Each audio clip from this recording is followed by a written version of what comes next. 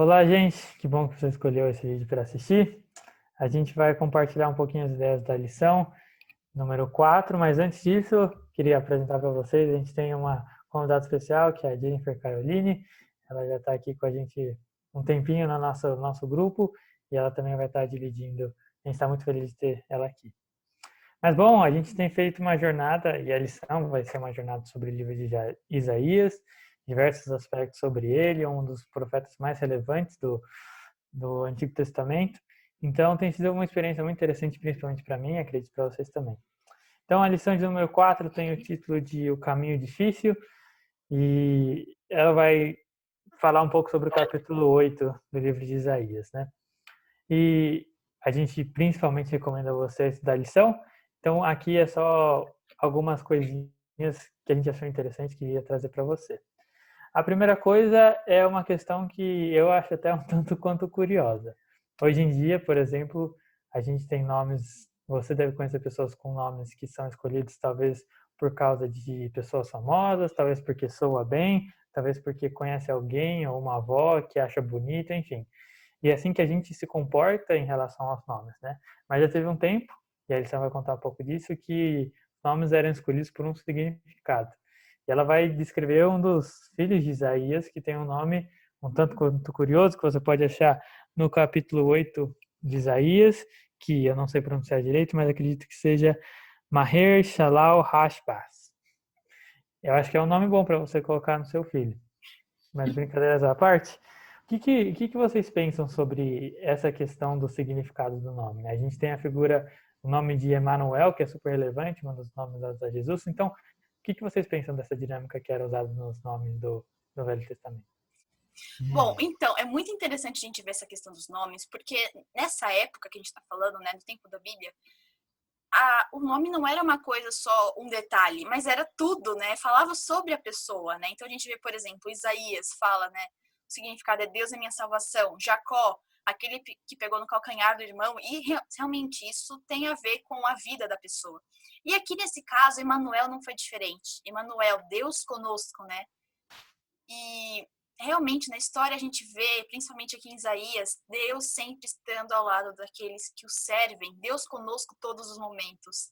Então, a gente pode ver a importância do nome na época e como isso fala sobre a pessoa, né?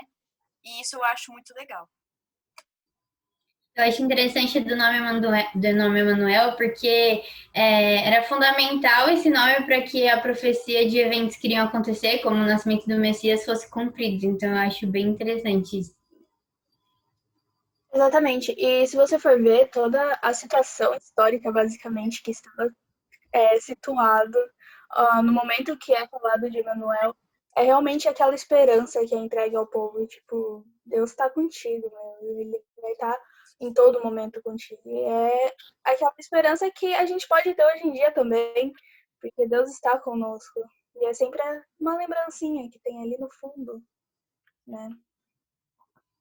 Eu acho interessante que esse significado do nome é como se contasse a história da pessoa. E que significado forte. Emmanuel, Deus conosco. E para mim o que pode nos ensinar é que desde o seu nome até as suas ações, Deus nos mostra que está ao nosso lado e que não nos deixará. E essa questão dos nomes, até a Anne, uma amiga nossa, né, já falou um pouco disso.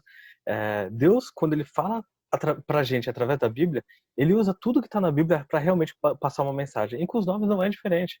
Então você vê vários nomes que eles seguem uma linha lógica, sabe? Eles contam a história junto. Então, quando chega nesse momento aqui, nesse momento que o povo de Israel estava vivendo, né? E nesse momento, digamos assim, para o futuro deles e para o nosso futuro hoje como humanidade, tinha uma mensagem aqueles nomes, né? Eu também não vou me arriscar aqui a falar o nome do filho de Isaías, porque não sei a pronúncia dele. Faço companhia para o Gustavo. Mas também achei muito interessante como que essa ideia de como essa pessoa, esse nome, esse evento na vida de Isaías foi utilizado por Deus para transmitir uma mensagem para o rei e para o seu povo, né? Para o povo de Deus ali. E a mesma coisa a mesma coisa, né? Mas num sentido muito mais maravilhoso, muito mais incrível para a relação em Emanuel. Dando um spoilerzinho na edição da semana que vem, Isaías 9, 6, 7, você vai observar que lá tem várias maneiras para se chamar Deus. estão falando um pouco de nomes.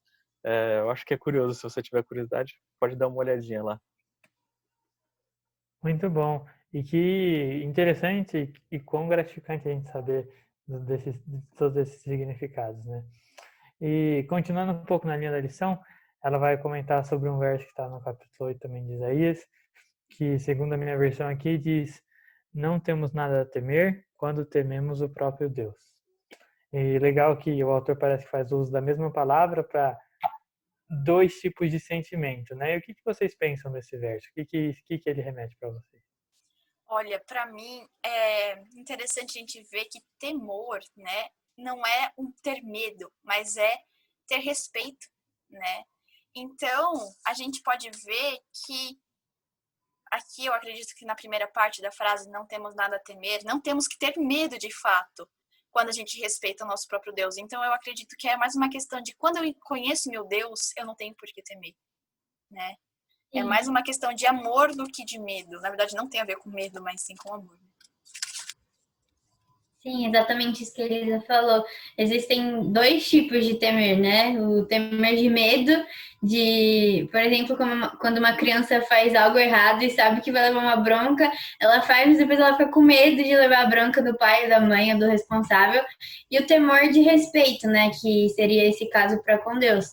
De temer ele, mas ter respeito por ele, reconhecer ele como Senhor e Salvador, né? Sim, eu gostei de como a lição colocou. Ela colocou assim: o verdadeiro temor a Deus é quando o santo significa reconhecê-lo como o poder supremo do universo.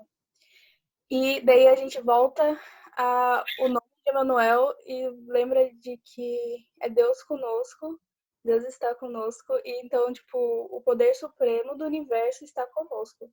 Eu acho maravilhoso. Não sei vocês, mas eu acho incrível isso, porque é sempre Deus lembrando disso. E que se a gente tá com ele, não tem por que ter medo de nada. Exatamente. Quando dizemos temer a Deus, significa ter respeito e reverência por Ele, com o reconhecimento de seu poder. Então, passamos a confiar nele, nos entregando e deixando Ele ser por nós. E quando isso acontece, a certeza que Deus nos dá é que não existe nada que possa nos causar medo, porque Ele, o ser mais poderoso do universo, está do nosso lado. Exatamente. E assim, o que eu penso já foi dito por todos vocês antes. Então eu só vou fazer alguns comentários que eu achei legal. Se você perceber na Bíblia, Deus ele tá a todo momento reforçando que ele vai estar com a gente. Então é muito questão de você reconhecer e aceitar Deus, porque ele já falou que ele vai estar do nosso lado. Ele já falou que ele está disposto a fazer as coisas por nós, sabe? Como Deus falou para Josué, que é uma história que eu gosto muito. Ele vira para Josué e fala: não tenha medo, seja forte e corajoso, pois eu, Senhor, teu Deus, estarei contigo. Então, assim, é isso. Se você reconhece Deus, se você pede para Deus te mostrar mesmo que seja um vislumbrezinho, que nem Deus deu para Moisés, né? E você enxergar e entender quem realmente é Deus, o que mais no mundo pode te deixar com medo, sabe? O que mais no mundo pode te deixar aflito? Então, acho que essa aí tá a resposta, né? É isso. Que essas palavras e que essas ideias elas possam ter falado com você, como falou com a gente, e que isso te convide a cada vez mais a estudar a lição. Muito obrigado por ter assistido o vídeo e a gente vai ficando por aqui. Até mais.